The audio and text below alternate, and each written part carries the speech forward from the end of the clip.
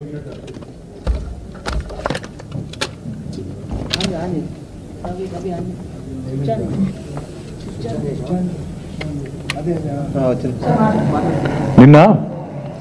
రెండు విషయాలు బయట పెట్టినారు ముఖ్యమంత్రి. ఆయన ఇచ్చిన లిస్టులోనే రెండు విషయాలు బయటపడ్డాయి. ఒకటి పంప్డ్ స్టోరేజ్ యూనిట్. తెలంగాణలో ఇంతవరకు ఆ పాలసీ లేదు. మరి పాలసీ లేకుండా అదాని కాడికి వెళ్ళి పైసలు ఎట్లా తీసుకుంటా అనుకున్నావు? పాలసీ లేకుండా ప్రపోజల్ ఎట్లా తీసుకున్నావు? నెంబర్ 1. నెంబర్ 2, కొడంగల్ ఇన్ని రోజులు అల్లుని కోసం అనుకున్నాం, ఇప్పుడు అదాని కోసం అంటే ఇప్పుడు తెలిసింది. 9 మిలియన్ టన్నుల ప్లాంటు కొడంగల్లో సిమెంట్ ప్లాంట్ పెడతారట. మన రామన్నపేటలోనేమో మొత్తం ప్రజలు మరలబడ్డారు, ఇక్కడ సిమెంట్ ప్లాంట్ పెట్టద్దు అదానిది అంబుజా ప్లాంట్ అని. అక్కడ సిగ్గురాలి ఇంకా అది అట్లే పెడతారట, అందులో మూసీలకు కాలుష్యం పంపిస్తారట.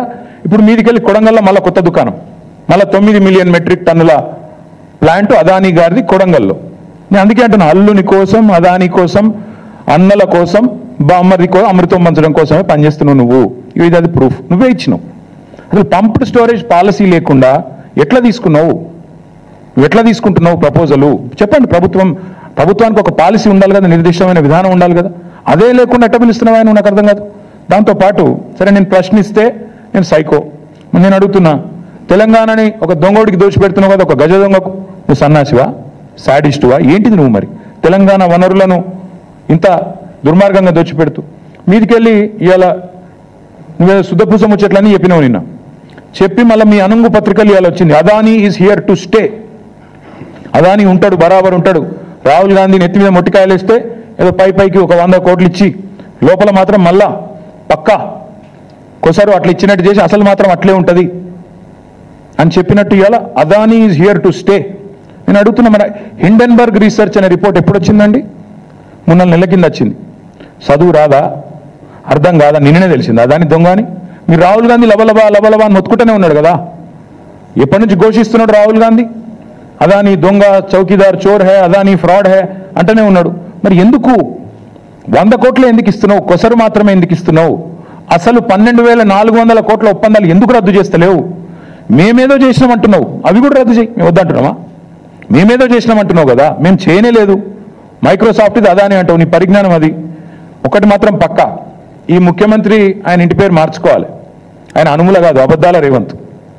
ఇంత పచ్చబద్దాలు చెప్తాడండి ఎవడన్నా ముఖ్యమంత్రి అంటాడు? ఇంత దుర్మార్గమా? మైక్రోసాఫ్ట్ డేటా సెంటర్ని పట్టుకొని అదాని డేటా సెంటర్. అదేవిధంగా నేషనల్ హైవే ప్రాజెక్టులు మేము ఇచ్చినాం, రక్షణ శాఖ ప్రాజెక్టులు రాష్ట్ర ప్రభుత్వం ఇచ్చింది, ఎలక్ట్రికల్ ట్రాన్స్మిషన్ ప్రాజెక్ట్ అది కూడా కేంద్ర ప్రభుత్వ ప్రాజెక్టు మేము ఇచ్చినాం. ఇంత పచ్చి అబద్ధాలు చెప్పేటోడు అనుముల రేవంత్ రెడ్డి కాదు, అబద్ధాల రేవంత్ రెడ్డే. అందుకే నేను అనేది, ఈ కాయిదాలు, ఈ డ్రామాలు ఇవన్నీ పక్కకు పెడితే రేవంత్ రెడ్డి నీకు అసలు కేసీఆర్ గారి గురించి మాట్లాడతాడు. నిన్న సరే నన్నంటే తిట్టినావు, నీకంటే వయసులో చిన్ననే కాబట్టి పడతా అనుకో.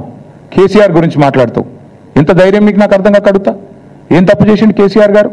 అవుట్ రైట్గా అదానీ ఆఫర్ను రిజెక్ట్ చేయడమే కేసీఆర్ చేసిన తప్ప. KCR rejects Adanis offer. This is KCR. Red signal ఇచ్చిండు కేసీఆర్. దేశం మొత్తం ఇంకా అదాని గురించి తెలియకముందే మేల్కొన్న ముఖ్యమంత్రి కేసీఆర్. ఇక్కడనే కాదు, కేసీఆర్ గారు ఓపెన్గా యశ్వంత్ సిన్హా గారు రాష్ట్రపతి ఎన్నికల్లో పోటీ పడ్డప్పుడు ఓపెన్గా అడిగిండు, ఎవరి కోసం 10% బొగ్గు దిగుమతి అనే పాలసీ ఎవరి కోసం? ఒక వ్యక్తికి మేలు చేయడం కోసమే కదా అని గర్జించిన ఒకే ఒక్క ముఖ్యమంత్రి కేసీఆర్. నీలాగా కొడంగల్లో సిమెంట్ ప్లాంట్ కోసమో లేదా మీ మంత్రుల ఈడీ కేసులో రాజీ కోసమో చీకట్లో కాళ్ళు పట్టుకునే రకం కాదు కేసీఆర్ గారు. బరాబర్ బాజాప్తా అడిగిండు. నువ్వు బ్యాగులు మోసిన దొంగవు కాబట్టి అదే బురద మా మీద ఊస్తా, నువ్వు చేసే లుచ్చా పనులు ప్రపంచమంతా చేస్తుంది. నీలాగా గౌతమ్ బాయ్ అని చిల్లర పనులు చేసుకుంటూ ఆయన చుట్టూ తిరిగి మస్కా కొట్టే టైపు మేం కాదు, నాకు ఆ కర్మ పట్టలేదు. ఒకటి మాత్రం పక్కా చెప్తున్నా, నువ్వు ప్రశ్నించకపోయినా నువ్వెన్ని డ్రామాలు చేసినా, నేనేదో రాహుల్ గాంధీ గట్టిగానే వరకు దిగినవు రంగంలోకి, మాకు వెళ్ళదని కాదు. రాహుల్ గాంధీ 2 ఫోన్ చేసి దొబ్బితే ఇక ఇజ్జత్ పోయింది, ఎట్లాగో మార్కెట్లో ఏదో ఒకటి చేయాలని చెప్పి కవరింగ్ కోసం నిన్ను దిగినావు, తప్పు ఒప్పుకున్నావు. అదాని నుంచి 100 కోట్ల విరాళం ఏదైతే తీసుకున్నావో చెంపలేసుకున్నావు. టీఆర్ఎస్ ధాటికి తట్టుకోలేక కత్యంతరం లేక పీచేముడు అన్నావు, సంతోషం. కానీ 12,400 కోట్ల పెట్టుబడి ఏదైతే అందులో నీ వాటాలతో సహా మీ పెద్దలకు మూటలతో సహా ఏదైతుందో దాన్ని కూడా ఖచ్చితంగా రద్దు చేయాల్సిందే. అప్పుడైతేనే నిన్ను నీ రాహుల్ గాంధీని దేశం నమ్ముతుంది, లేకపోతే మీ మాటలు ఇంకెవడు నమ్మడు. ఇంకొక మాట నేను అడుగుతా ఉన్నా, 5,000 కోట్లు ఇప్పుడే నేను అడిగిన పంప్డ్ స్టోరేజ్ దాని పాలసీ ఎక్కడుంది చూపెట్టు, ఏ బేసిస్లో ఎంఓయూ చేసి నువ్వు చూపెట్టు. అట్లాగే మూసీని మురికి కూపంగా మార్చే అంబుజా సిమెంట్ ఫ్యాక్టరీ కోసం 1400 కోట్ల